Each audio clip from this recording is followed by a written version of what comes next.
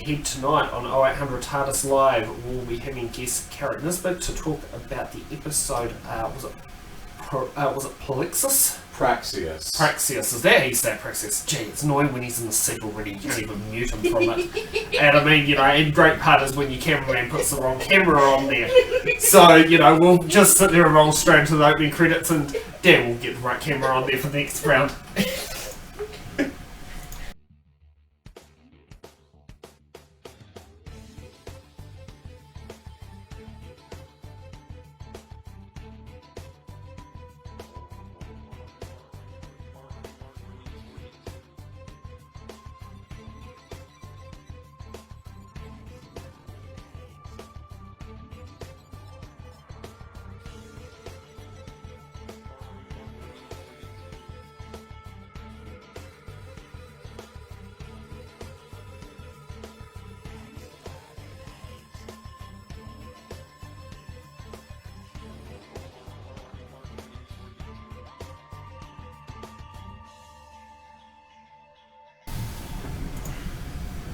And kia ora, good evening, and welcome to this 0800 Tardis Live episode here on March the 3rd? February the 3rd!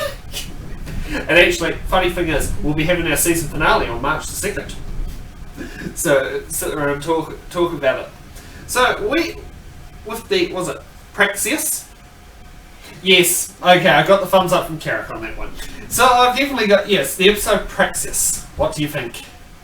What questions do you have asked? Did you have a feeling that it might have felt like it was not quite in sync with the fugitive of the Jejune, like the episodes are being played out of order? Or the timeline is not completely in sync with everything? A lot of things there. So, the 10 questions that Radio Times had to ask. What's our first question?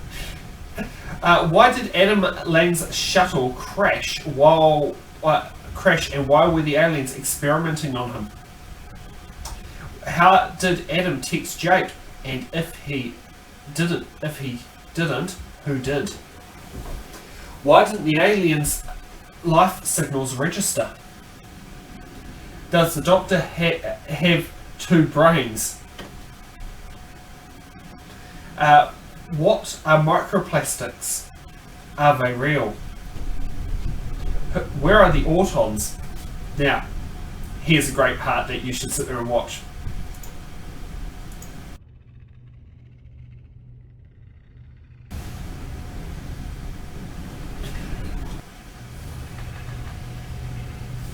So, what did you sit there and think about the auton clip and give you a bit of a reminder of the first episode of Doctor Who in colour? Action by Havoc.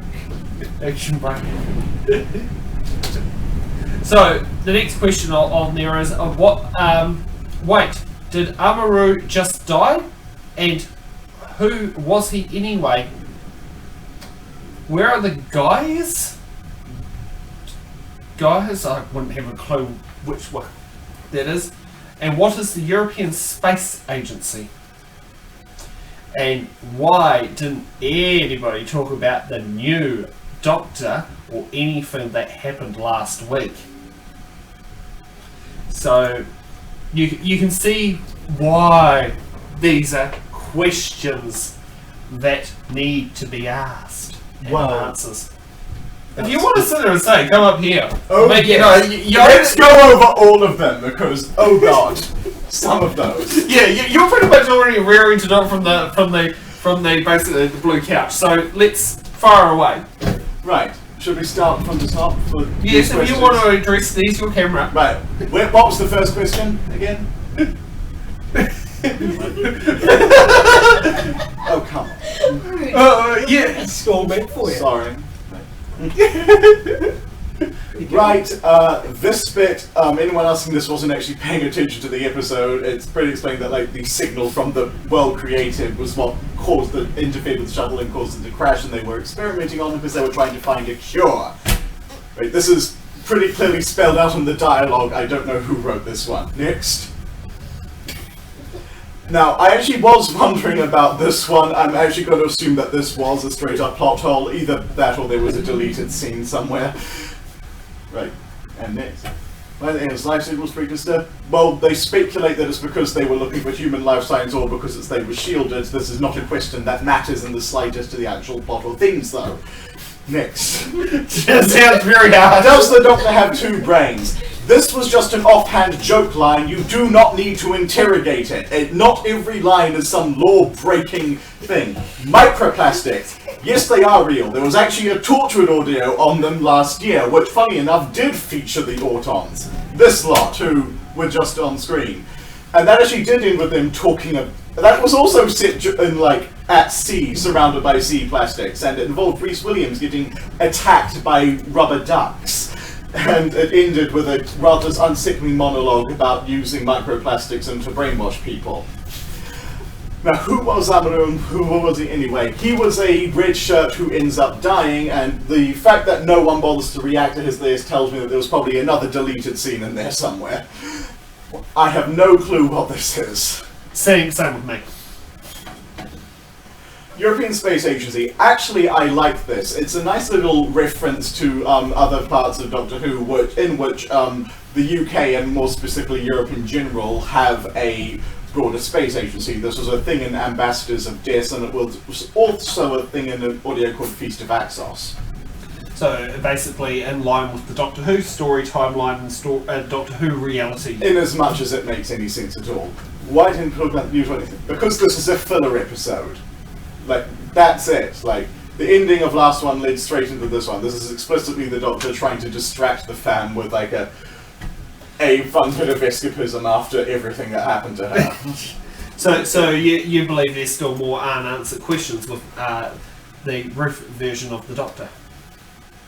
There are definitely unanswered questions. Like, it's pretty basic storytelling. Like, it is clearly setting things up to be answered later. It's like, of course there are unanswered questions. That's how arts work. So now the one thing I want to ask is these professional ratings. Metro has given it 2.5 stars and The Independent has given it 4 stars. Where would you rate the episode if you could rate it on stars? I mean, out of how many? 5. I don't know, 4.5? 4.5? I honestly thought this was a pretty solid one. Like, given how much it has going on, although I don't know what it is with the Chibnall era, and we have to have at least 3 different settings all across the world, or all across... Like triangulation point like Hong Kong, Madagascar and Peru. Yeah, and it's like, earlier this year we had Spyfall Part 2, which was, no... Honestly, the weakest part of this season has been Spyfall Part 2 and Orphan 55, and that's mostly due to some really quite bad editing in both. So you think it's the editing department that... Well, they both had the same director, so it's like, the editing was what I noticed was visibly bad, but I think we can probably attribute it to the direction as well, judging from the fact that they were the only 2 episodes to like be noticeably bogged down by that, whereas everything else this year has been pretty slick. Yeah. Oh, that's interesting to know. And what sort of predictions do you believe could be up for later Doctor Who episodes? I'm not even going to pretend to know. Chris Chibnall seems to be going insane, and I wish him the best. I just want to... Because something I honestly really wanted to talk about this episode in particular. Warren Brown is in this. Mm-hmm. And, which is kind of hilarious to me, because there's a Unit audio spin-off with, like, Kate Stewart and Osgood, and he plays a regular character in those, Lieutenant Sam Bishop, and given all of Jake's talk about being on sabbatical from the police force, and the fact that the character of Sam Bishop was one who did a lot of field and undercover work, I'm not sure he isn't just Sam Bishop. Like, Unit's been shut down, so that's why he's on sabbatical. Like, and it's a fun... that's my theory anyway. Like, that's actually a different theory from that. Now, in the audio, was Sam Bishop's character known to be gay? Well, he wasn't really known to be anything. He enjoyed a bit of a flirt with Lady Christina at one point, but that means nothing. I mean, like... Well, considering, you know, in this one he was clearly in a gay relationship with... Again, that means nothing. Like, just because you're doing a flirt with a woman doesn't mean you're not married to a dude. Well, yeah, that is true. Yeah, I did like that his character in this, regardless of who he really is, was low-key kind of a giant prick. Yes. I appreciate that, and I appreciate the way in which he's a prick. It's nicely done. It's more realistic. I also greatly appreciate the fact he does not die. Because after last season, and it's like, you have a character turn up going, hey, I'm gay. Next scene. Dead.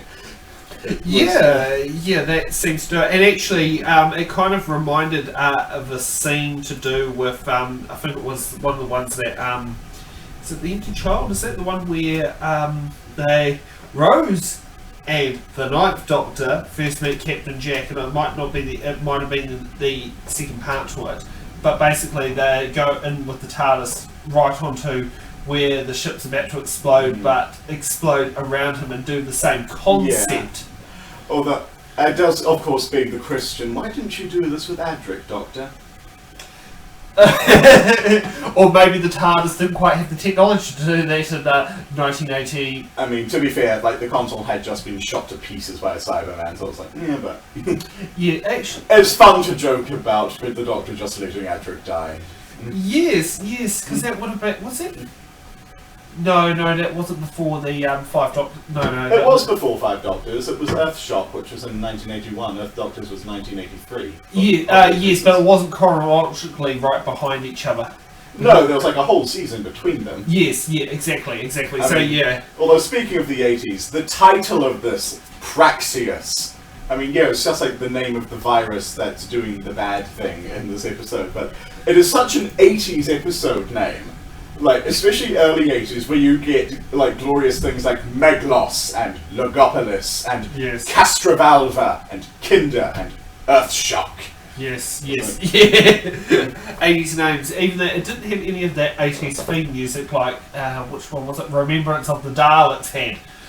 If you remember the music from that one, for that particular episode, had it throughout it, but it was something that was, you could tell that time with the era. Honestly, I really like 80s Who for how unabashedly 80s it was a lot of the time. But, it's like, when we're talking about thoughts for future episodes, it's like, kind of niggles I'm having with this season is, I like how, on a moment-by-moment basis, like, all the companions are getting things to do. Like, Graham's getting all of the cute lines, Ryan is getting increasingly horny, it seems, so that power to him. I mean, I'm horny for tossing. Stop reminding me.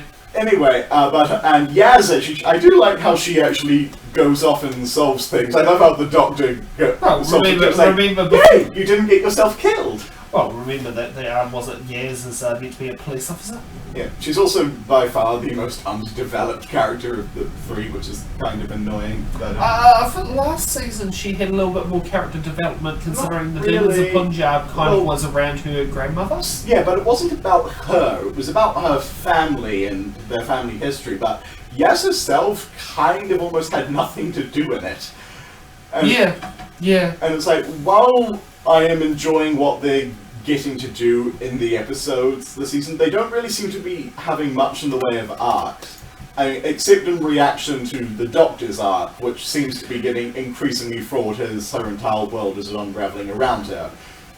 And it doesn't really feel like they're all getting individual arcs, it just seems like they're having a collective reaction to that, which, might be something, but, I don't know, I feel like we could have more.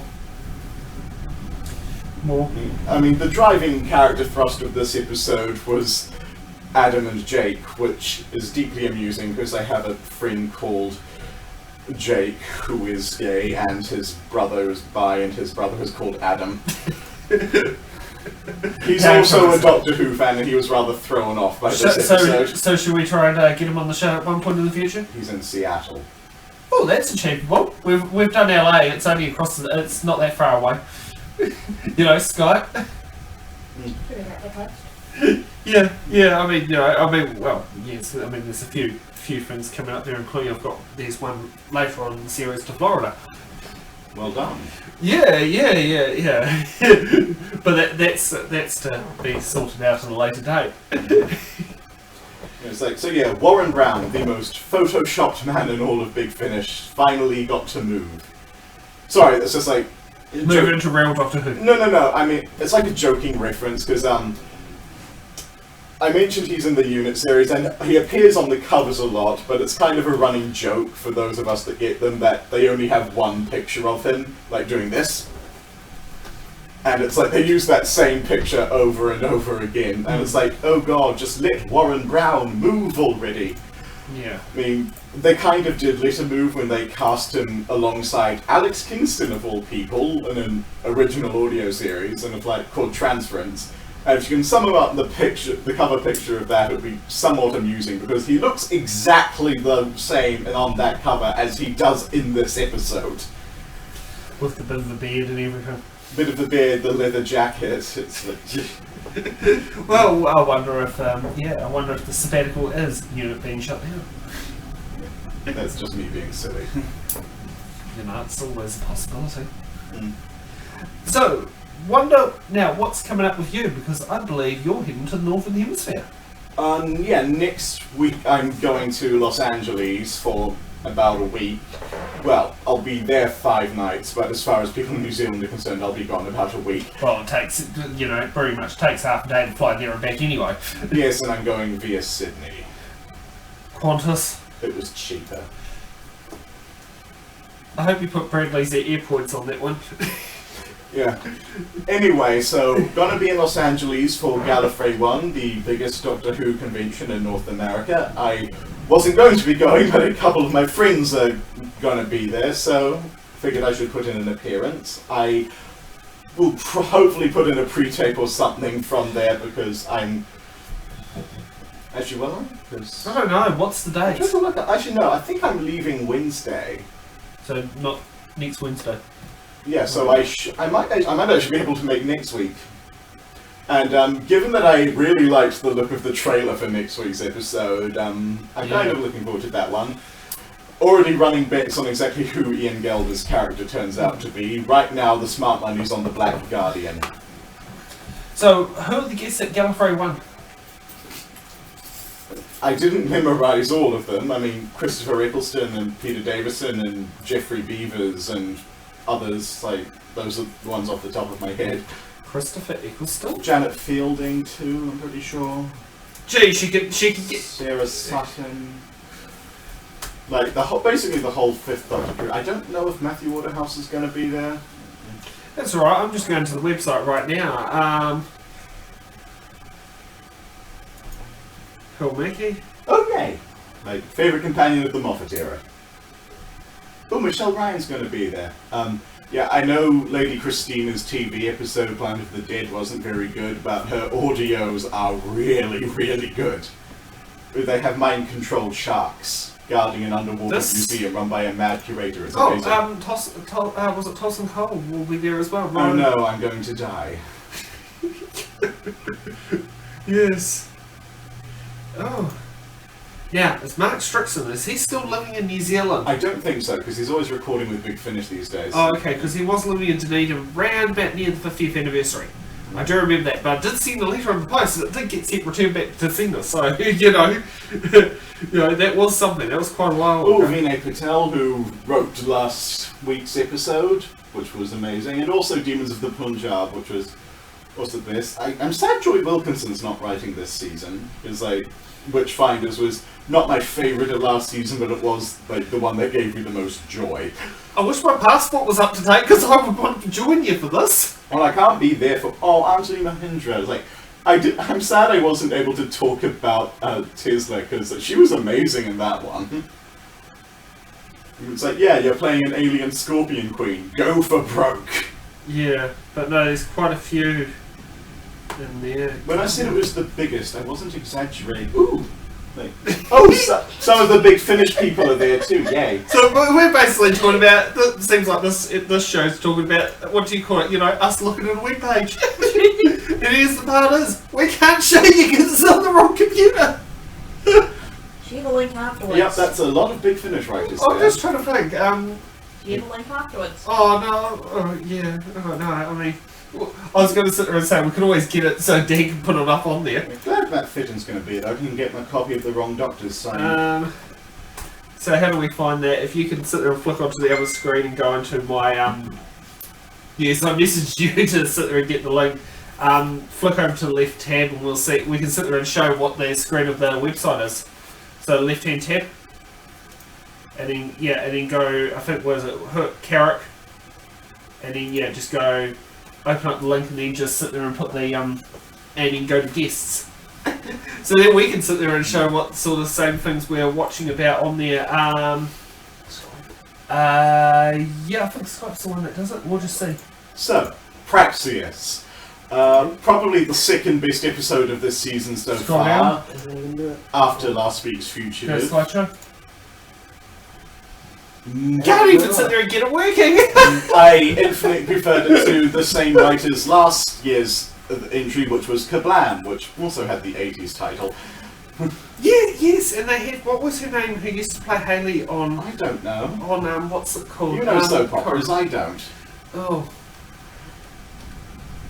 I can't remember the name, but Anyway. I remember she played Hayley on there. Yeah, and However... I was very frustrated by Kablam, I was not frustrated by this.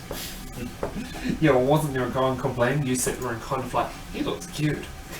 I said he looked like a broke straight boys model, that is not the same thing. remember how we could have kids watching. Well, then they won't know what I'm talking about. Oh, that's good. Nice. You remember we've got the internet, but yes, I know what you're saying.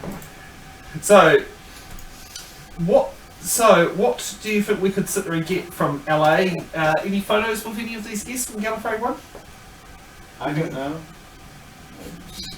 I don't really tend to go in for that. I'm mostly there for social reasons. Fair enough. Are these friends that you're meeting over there Kiwis or from overseas? The fact they're in North America should give you a clue. Okay, that answers that question. Yeah, that could work. I think, okay, we found a way to get the website to sit down there and work. Gee, I do love that. So can we sit there and see, so yes, Christopher Eccleston, Peter Davison. Gotta admit, I have met Peter Davison. Pearl Mackie, She liked a tweet of mine once. Colson Toll, Michelle Ryan. Now, she was on EastEnders. They were all on EastEnders. Really? Everyone does EastEnders. Or Coronation Street, or Emmerdale, one of the three. You know? Or if you're trying to think, there's one of them who's actually been on, I think, at least two of them. Yeah, Janet Fielding. She's Australian. We give Australians shit. Sarah Sutton. Mark Strickson. Fraser Hines. Mark Strickson, the most underrated companion of the 80s. Yes, Fraser Hines. He was on Emmerdale. He was also in Outlander, which is appropriate given he inspired it in the first place, thus by being hot. Yeah, Joy Wilkinson. Writer of The Witchfinders, aka the most fun episode of last season.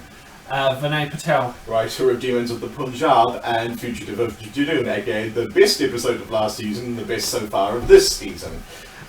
Pete how do you say it? I don't know. He wrote this week's episode and last year's Kablam. This week's was a lot better. Stefan Morris. I forget. I'll probably just shut up for the ones I don't know or else it seems rude. Okay. We're getting a lot of information in here. Oh, Rani from Zero Jane Adventures. And also the Queen of the Whatever from Nikola Tesla's Night of Terror. Oh, yes. was it Ajit? Oh, how do you say it? I'm gonna guess Anjali Mahindra, but I'm probably mangling it. Jeffrey Beavers, the best master. Yes. Wasn't he No, he was the second one. Third, technically. Oh, Like he and yes. Peter Pratt played the same incarnation. Incarnation, yeah. Do you know who Tilly Steele was? Was it Mark Dexter? No. Annalise Plowman? I feel like I should. Tracy Simpson? I feel even more like I should. Was it Margaret Hayhole? Yeah, I'm completely lost now, sorry. Okay. Yeah. Oh, and then there's the next part. Should we keep going or should we sit there and wrap up? That's up to you, you're the boss. Oh, true. Yeah, okay, let's, you got any more 2 cents worth to say? I I like that we've had 2 episodes in a row that involve guy on guy smooching. Really fancy Warren Brown. I'm sorry, I'm kind of... I sit down there and go onto YouTube and say, not suitable for children. What part of that was inappropriate? Says the person who swore. Sure, yes, I swore on TV live here. Yes, I might have a BSA complaint. Send it to the literature. Yeah. So, yes, we'll wrap it all up here. Thank you for joining us here at 0800 Tardis. You can sit there and follow me on Twitter at Sam at 0800 Tardis, or follow me on Instagram at Sam the Man with the Plan, and follow Carrick at, was it Carrick? How do you sit there and do your Twitter account? Carrick of the Ord. Carrick of the Ord. Yes. So you can sit there and follow us back here. We'll be back next week, and we can give an early announcement for our final episode on March 2nd. We will have Simon Fisher-Becker coming live from the UK.